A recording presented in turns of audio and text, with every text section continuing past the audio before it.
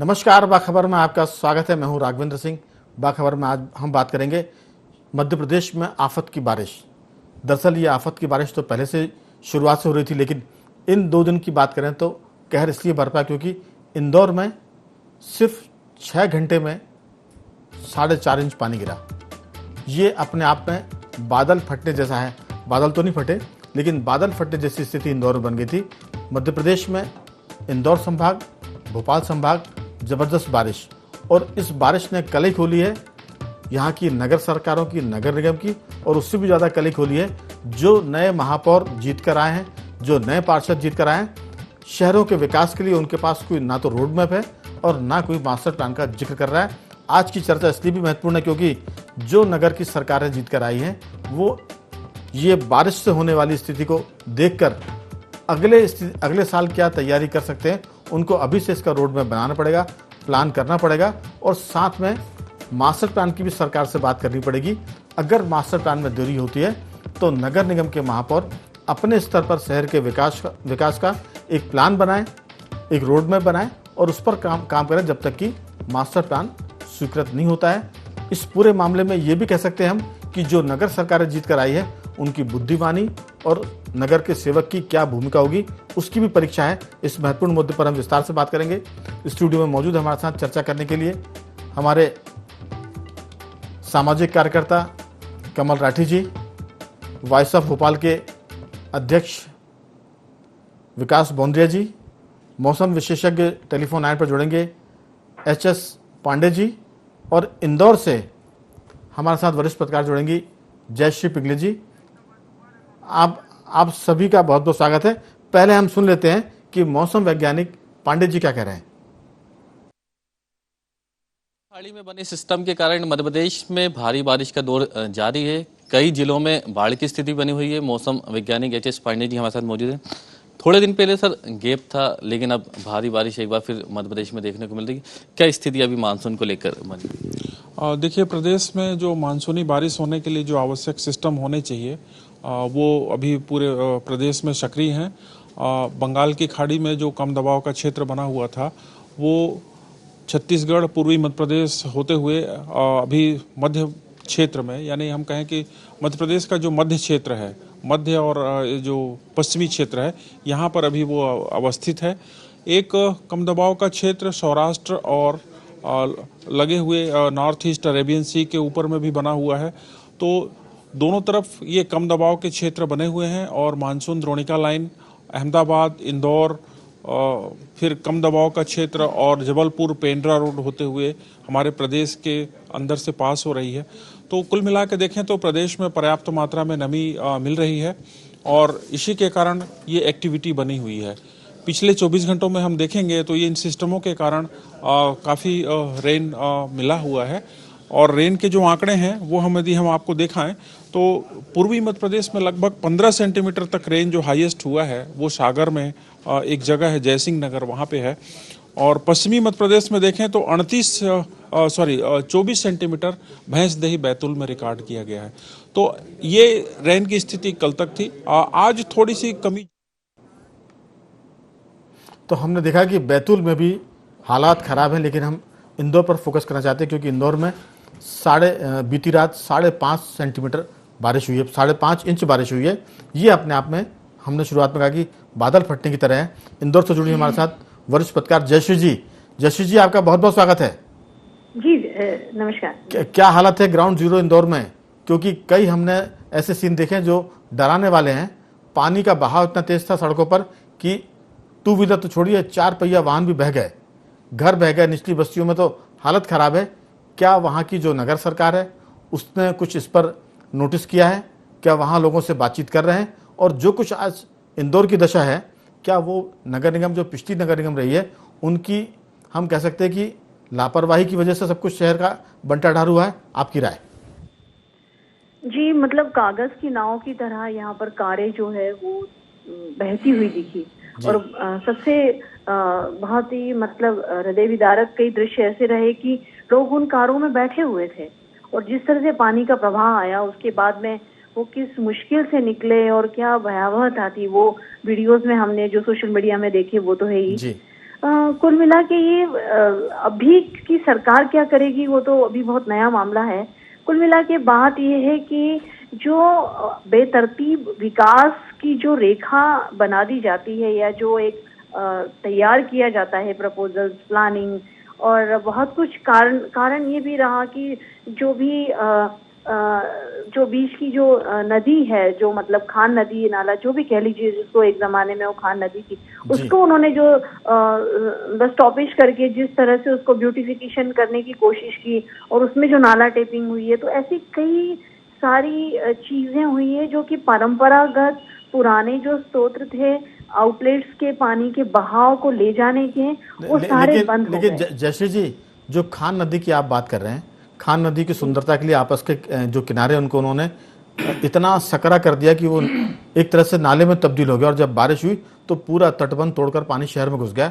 तो यही तो अदूरदर्शिता है पिछले नगर सरकार के प्रबंधन की और उनके अधिकारियों की और जनप्रतिनिधियों की, कि जब कभी बारिश होगी तो फिर ये गाड़ियां बहेंगी, ये अनुमान उन्होंने नहीं लगा पाए थे। इसलिए वो मुझे लगता है कि इसके गुनहगार हैं, अपराधी भी, और उन पर इस पूरे मामले में मैं एक कदम आगे बढ़ के बात कर रहा हूँ, उन पर मुकदमे भी दर्ज होने चाहिए, क्योंकि अगर आप नदी को नाला बनाएंगे तो फिर शहर में ये स्थितियां बनेंगी जो इंदौर में बन रही है। भोपाल में भी ऐसी कई जगह हालत हुई है। जी जी, वही इंदौर एक पैट्रिक गेडिस का बहुत एक मशहूर प्लानर रहे हैं उस जमाने के, उनके अनुसार वो तैयार हुआ। सीवेज प्लान है और तमाम चीजें हैं, जो अंडरग्राउंड वाटर सप्लाई रहा जिस तरह का रहा, तो एक बहुत डेवलप्ड और उस जमाने का एक बेहतरीन शहर, यानी मिनी मुंबई इसीलिए उसको कहा गया कि उस समय जो बुनियादी इंफ्रास्ट्रक्चर था उस पर बहुत काम हुआ था।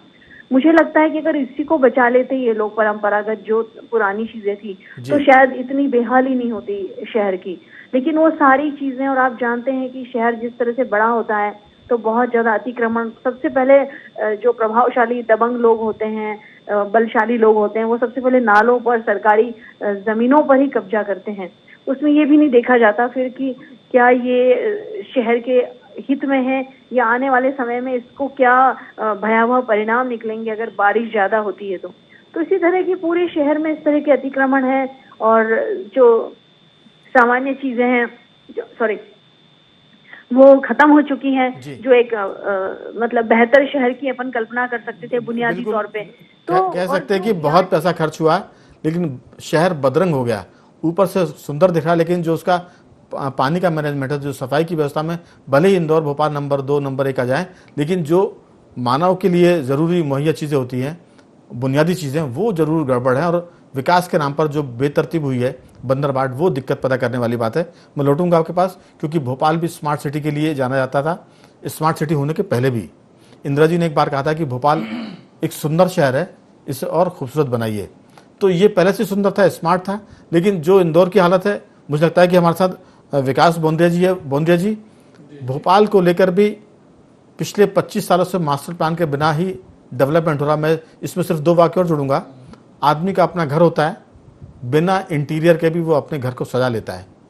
अगर मास्टर प्लान नहीं है तो जो नगर निगम के महापौर हैं, जो अधिकारी हैं, वो बिना मास्टर प्लान के भी शहर का नियोजित विकास कर सकते थे।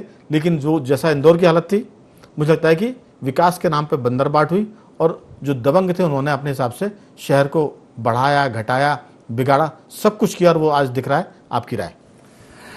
देखिए राघवेंद्र भाई, नगरीय विकास में सब तरह के पैरामीटर्स आएंगे, दबंगता भी आएगी, जो जिस वक्त कर सकेगा वो भी करेगा, प्राकृतिक जो पैरामीटर है वो भी हमें ख्याल रखना है।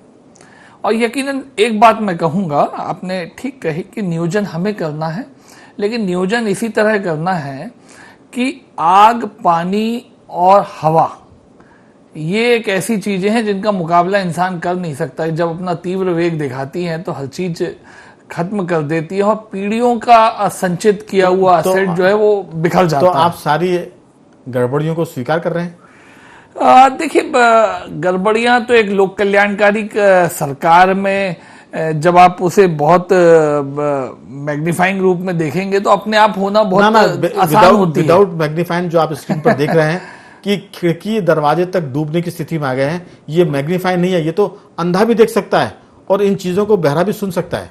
मैं यही बात कह रहा हूं। देखिए, दो बातें आपने एक बहुत अच्छी कही। आपने खान नदी का उदाहरण दिया कि उसका चैनल का क्रॉस सेक्शन कम कर दिया गया और पानी उसमें से निकल पाया या नहीं निकल पाया, एक प्रश्न ये है। मुझे नहीं मालूम वहां क्या स्थिति बनी। दूसरी, देखिए रेनफॉल कितना होगा, वहां पे वाटर ड्रेनेज की कितनी कैपेसिटी चाहिए, ये कोई निकालना बहुत मुश्किल काम नहीं है। टेक्निकली बहुत आसान काम होता है। एक शहर में क्या आपको ड्रेनेज कितने क्यूसेक का लगेगा, वो बहुत आसानी से निकल सकता है, उतना होना चाहिए। लेकिन फिर भी आप देखेंगे राघवेंद्र भाई कि लो लाइन एरियाज में असल में होता क्या है कि लो लाइन एरिया में 5, 10, 25 साल में एक बार गड़बड़ा होती है और पानी बहुत बेहतरीन भरता है, तब हैवॉक होता है और लोग उसकी परवाह नहीं करते। ना सरकार परवाह करती है, ना जनप्रतिनिधि परवाह कर पाते हैं, और जो लोग पैसा लगा रहे हैं, मकान बना रहे हैं, वो भी परवाह नहीं कर पाते। हद तो ये है, जबकि दिखता है कि यहाँ पे 5-25 साल पहले भी भयावह स्थिति हो गई थी। अब आप देखेंगे भोपाल में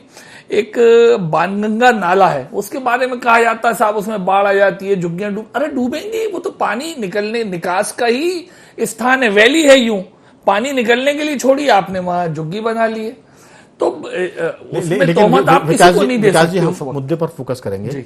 अगर वैली में झुग्गी बन रही है और झुग्गी बनने दी जा रही है, तो उस झुग्गी को रोकने के लिए संस्था है ना, नगर निगम। बिल्कुल आप कह रहे हैं, नगर निगम कहाँ है? हम उसी की तो बात कर रहे हैं कि ये नगर निगम के अधिकारी कहाँ है, उसके सिटी प्लानर कहाँ है, उसके प्रशासक कहाँ है, उसके महापौर कहाँ है। ये तो फिर अगर हम इन चीजों को डिफेंड करेंगे तो वैसे होगा कि लोग कहेंगे साहब भ्रष्टाचार का कोई मतलब नहीं, वो तो सेवा शुल्क है, उसके बगैर अगर आपको काम कराना है तो आप एक दिन के काम को एक महीने में कराइए। आपने बहुत अच्छी बात कही कि जो मास्टर प्लान बनाया जाता है, एक डेवलपमेंट प्लान, एक नगरीय विकास क्षेत्र का, वो होना बहुत जरूरी है और उसके मुताबिक ही विकास होना चाहिए। मैंने कहा ना 5-25 साल में आग, हवा, पानी ये कभी भी नुकसान पहुंचा सकते हैं। मैंने तो एक चीज और भी कही थी कि घर का कोई इंटीरियर कई लोग नहीं कराते। अब नए जमाने में लोग इंटीरियर कराते हैं लाखों रुपए देकर। पहले बिना इंटीरियर के, बिना एक्सपर्ट के घर के लोग ही अपने कमरे को, बैठक को, किचन को सजाते थे, संवारते थे।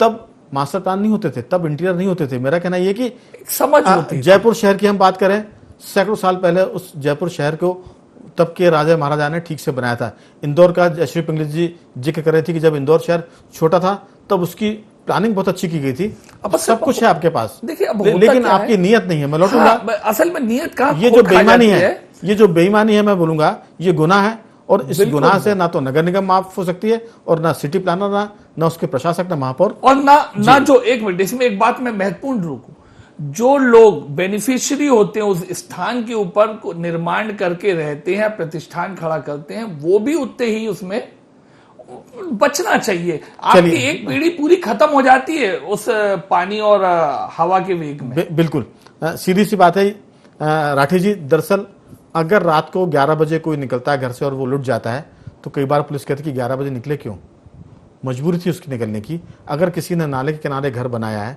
झुग्गी बनाई, तो उसकी मजबूरी, लेकिन उसको रोकने वाले कहाँ हैं? हमारा कहना यह कि अगर वो सिस्टम काम नहीं करेगा तो सिस्टम गुनहगार है। आपकी राय?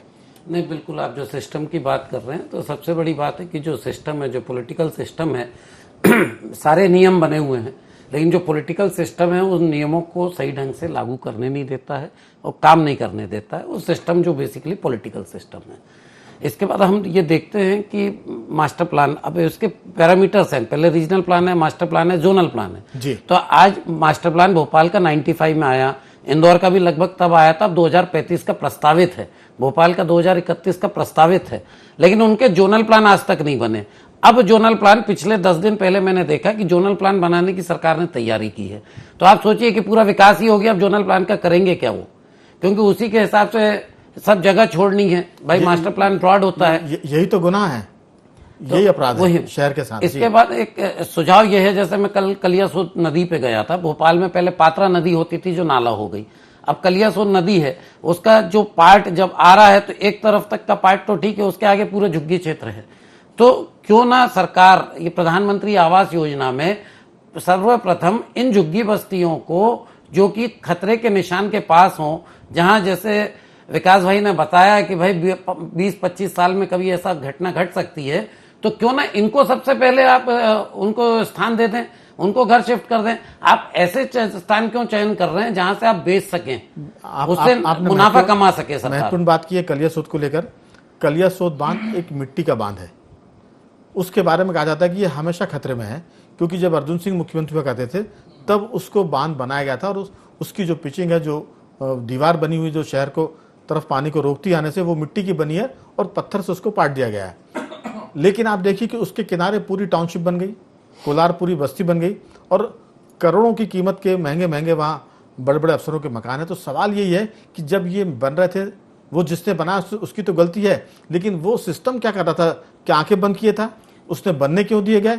कल के दिन अगर वो बांध टूटता है तो अब स्थिति क्या बनेगी? फिर हम किसी दिन ऐसी डिबेट करेंगे कि वो गलती वहाँ घर बनाने वालों की थी, सरकार की गलती थी। अभी जो गुनाह है वो ये कि नई सरकार बन गई है, शहर में पानी बरसा और पूरा शहर तालाब क्या समंदर में तब्दील हो गया। हम सीन देख रहे हैं स्क्रीन पर, किस तरह से घरों में पानी है, किस तरह से इंदौर में वाहन बह गए, लोग उसमें बैठे हुए थे। सवाल है कि इसका गुनहगार कौन है? उससे बचाने की जरूरत नहीं है। अगर बचाएंगे तो ये सीन हमको हर साल देखने पड़ेंगे जो आज नजर आ रहे हैं।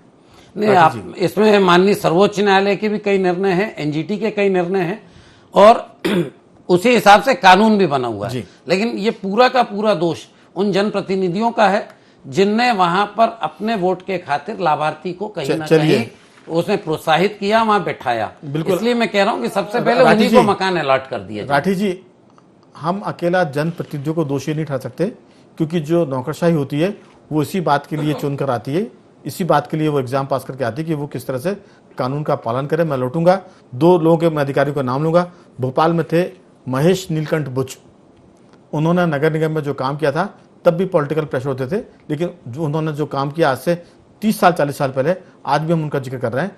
इंदौर में हमारे साथ जयश्री जी जुड़ी हुई है। जयश्री जी, इंदौर में कमिश्नर हुआ करते थे विजय सिंह, जो बाद में मध्य प्रदेश के चीफ सेक्रेटरी बने, उन्होंने वह काम किया। तो जनप्रतिनिधि अपनी जगह है, लेकिन अगर नौकरशाही स्ट्रांग है तो फिर जनप्रतिनिधि उनसे गड़बड़ नहीं करा सकते, क्योंकि हमने देखा है कि नौकरशाही अगर कोई काम नहीं करना चाहे तो जनप्रतिनिधि सिर के बल खड़े भी हो जाए तो वो नहीं करा पाते। ऐसे कई उदाहरण हैं, मंत्रियों के हैं, मेयरों के हैं। आपकी राय? जी बिल्कुल सही कहा आपने। और उस समय जो सौंदर्यीकरण हुआ, ब्यूटिफिकेशन हुआ और जो छतरियां जो पूरा मतलब आर्कियोलॉजिकली उसकी एक अहमियत है, मतलब होलकर कालीन जो दौर था, उस दौर की जो लेगेसी और जो धरोहर है उसको उन्होंने मुक्त किया अतिक्रमण से। मतलब कई जनरेशन तो उसको कहीं देख ही नहीं पाई थी कि उसके पीछे क्या है, क्योंकि बुरी तरह से अतिक्रमण हो चुका था। तो एक इफेक्टिव प्रशासन और शासन दोनों की आवश्यकता है।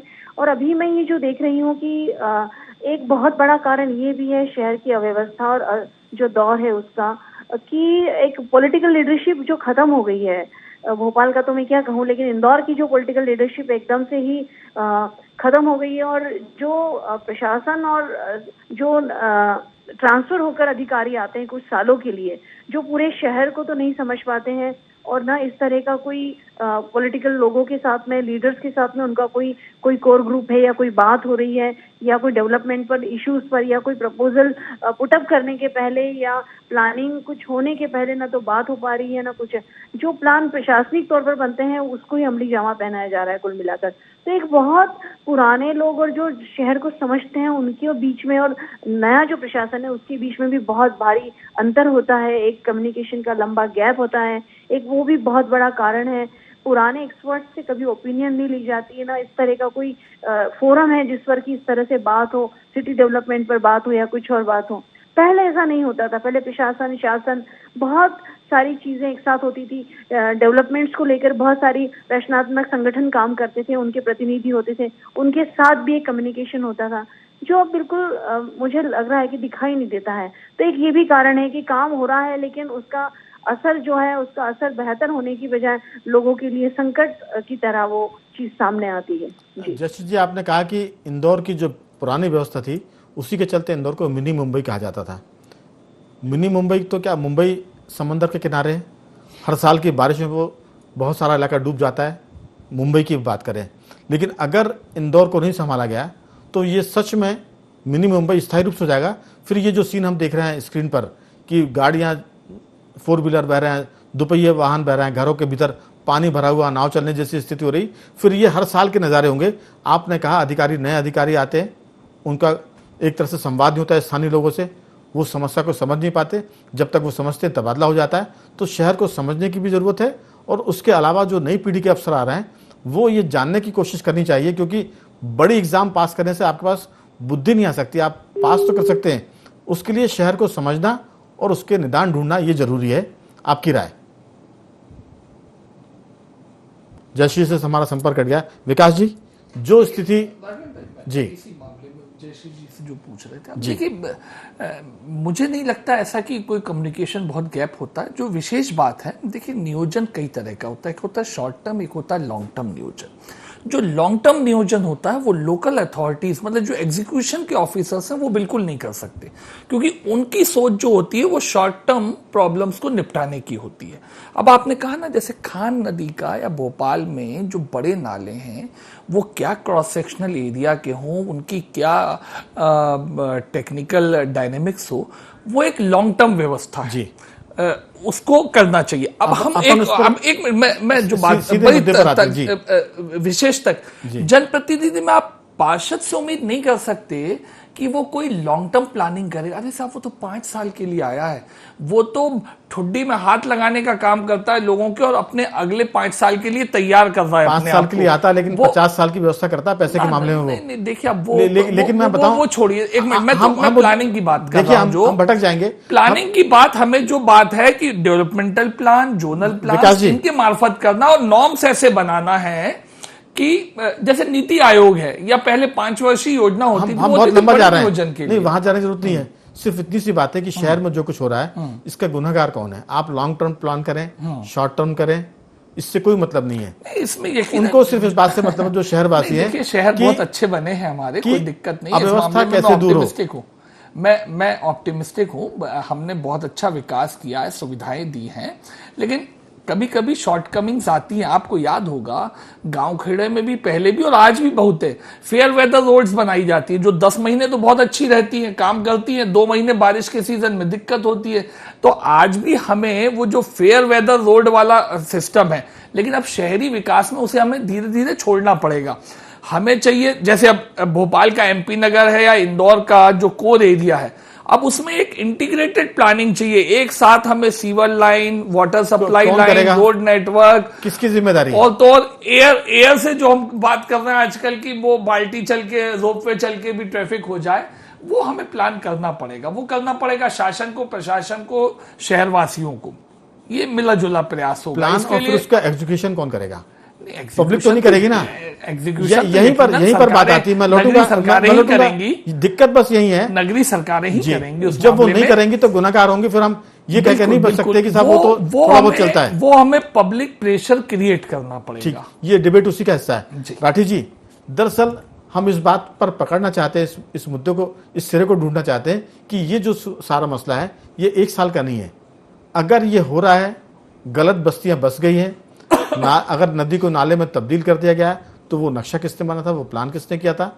अगर वो अच्छा है तो शाबाशी मिलनी चाहिए। अगर वो गड़बड़ी है, खान नदी को आपने नाले में तब्दील करके पूरे शहर को डुबाने का काम किया है, तो उनको प्रोसिक्यूट करने की जरूरत है, क्योंकि वो शहर के अपराधी हैं, भले वो अफसर थे या जनप्रतिनिधि थे। आपकी राय? क्योंकि मसला यहीं पर आकर अटक रहा है। नहीं, बिल्कुल आप सही कह रहे हैं कि हमें, चाहे वो अधिकारी रिटायर हो गया हो, उसे प्रोसिक्यूट करने की आवश्यकता है। जैसे ही हम करेंगे तो एक संदेश ये जाएगा कि हमें ऐसा काम नहीं करना है, तो अगला अधिकारी राजनीतिक दबाव में कम से कम ऐसा गलत काम नहीं करेगा। क्योंकि अभी जो मैं अनुभव कर रहा हूं कि भोपाल का 2031 का मास्टर प्लान आया है, वो अधिकारियों ने मात्र सरकार के कहने पे वो प्लान बनाया है। उसमें क्लियर कट भोपाल शहर की ना ही कीमतें तो एक जैसी कर दी, पूरी गिरा दी कीमतें।